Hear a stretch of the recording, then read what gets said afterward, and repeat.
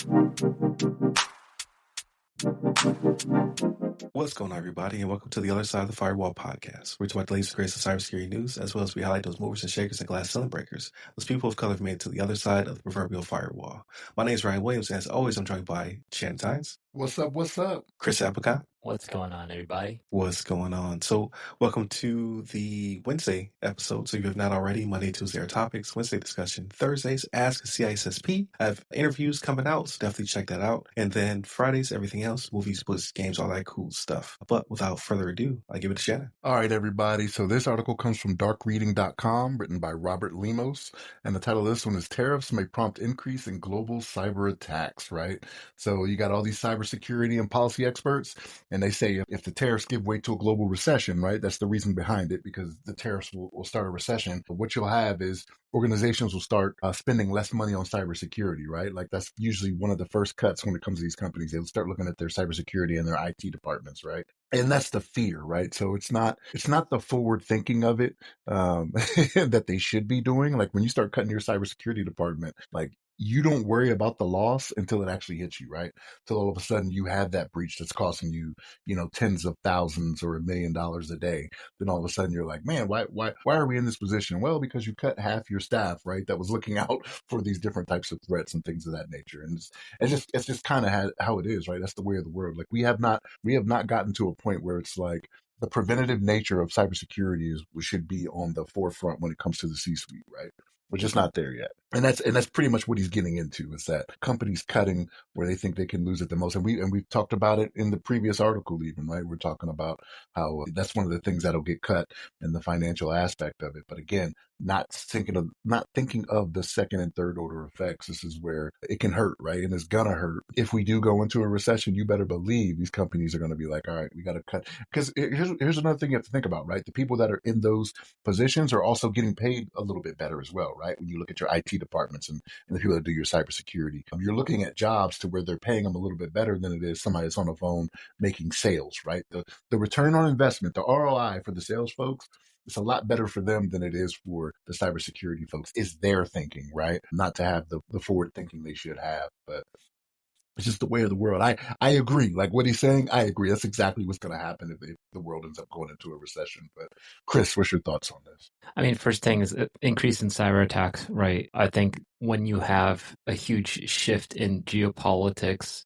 in the world sphere of things, right, of specifically these tariffs, right, they're causing a lot of damage to certain individuals and in industries, right? So I think from the cybercrime perspective, it's like there's going to be so much more opportunity for cybercrime, right, to find these weak points in like during these trade negotiations, right? They want to know which industries are impacted. Those industries that are going to be heavily tariffed and affected by the tariff, like Shannon said, probably going to weaken their posture. So cybercrime, on those specific companies might be going up right now, while those companies might have to be forced to cut their assets, more targets can go onto them. So they're going to have to rethink this. And I think this is definitely a big warning, right? So definitely it's extremely important to ensure that an organization, hey, don't cut your cybersecurity efforts, especially if you're going to be impacted by these tariffs, right? You're going to be a softer target according to some of these cyber criminals, right? I think one cool headline here is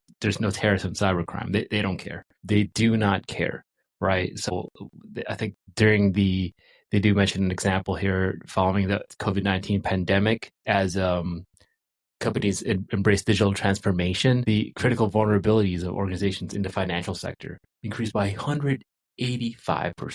And that's just one sector. So think about that. Like your attack surface might increase due to these tariffs because of, those factors regarding budget, right? Your operations may cease, right? Because of, tariffs and things like that. So operational technology, things like that could be affected. And that could be prime for cybercrime, ransomware. They're not working today. They're finally not updating anything. Let's get them, right?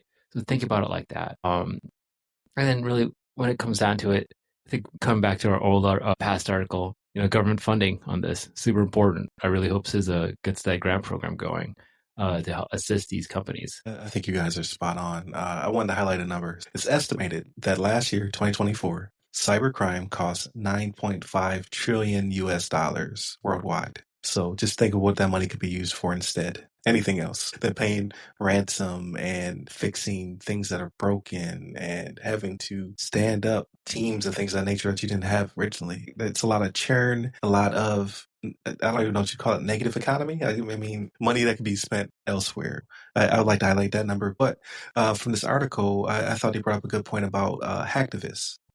You don't really think of them that frequently. Like it happens. You see like Anonymous and other organizations take advantage and they pop up and they do things. But with all of the unrest and just how people feel about politics and all that stuff, they're going to start ramping up. And what's the worst time to do it? During the potential recession, as well as the lowering of cybersecurity standards. So is this going to add to the cluster and just cause us more consternation? It's going to happen, unfortunately. Hopefully it doesn't impact us that much, but just think of the additive effect of, okay, now we're having a global recession. People are tighter with their money. Companies are starting to shed their cybersecurity departments, potentially, at least, the higher earners within those departments. And on top of it, oh, wait, there's a new hacktivist campaign that shut down whatever sector because they're trying to spread their message or what have you. So 2025 could be pretty cantankerous, so to speak. So hopefully none of that comes to fruition. Hopefully, we don't have the negative economy impacts. Hopefully people will decide to keep their cyber departments healthy and strong, and then there won't be target on everybody's back when it comes to those wanting to speak out politically through cyber means, right? That's the hope. Optimistic, even though almost half the year is gone now.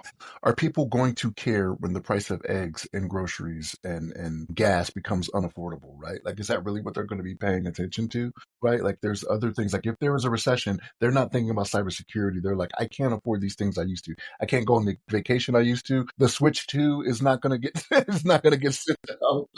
Breaking my heart. I'm just saying, like, it's stuff like that to where even with it all happening, and as much as we may say we need to keep our eye on the target when it comes to this, people just don't care. Yeah, I mean, it's not something that's in the forefront until, you have like a Mr. Cooper situation or a T-Mobile situation where people start to actually get impacted, where they're getting phone calls and their credit's getting stolen and, et cetera. That's when people care, right? So we'll see, like if they, God forbid, were to take down government websites, right, to protest and things of that nature, and people can't access, can't get their meds, or they can't book appointments, so on and so forth, or they don't receive a check, that they're supposed to receive. That's when they get their attention. But those are also red lines, right? Like, hopefully we don't get to those places that, of extreme discomfort.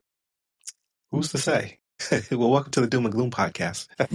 So hopefully none of this comes to fruition, right? Like everything settles out before the end of the year. We get to some state of normalcy. But continue to check us out throughout the week. Again, Monday, Tuesday, our topics. Wednesday, discussion. Thursdays, Ask a CSSP. And then Fridays, everything else. Movies, books, games, all that cool stuff. Hit us up by all the websites. Go by our name, The Other Side of the Firewall, The Other Side of the FW, or Ask a CSSP. Hit me up personally. I'm at RyRy Security Guy. That's RYRY Security Guy. You can find me pretty much everywhere, but LinkedIn is where I'm most responsive. And you, Chris? I'm on LinkedIn under my name, Chris Avicon. Last name is spelled A. Bacon. There it is. Stay safe. Stay secure.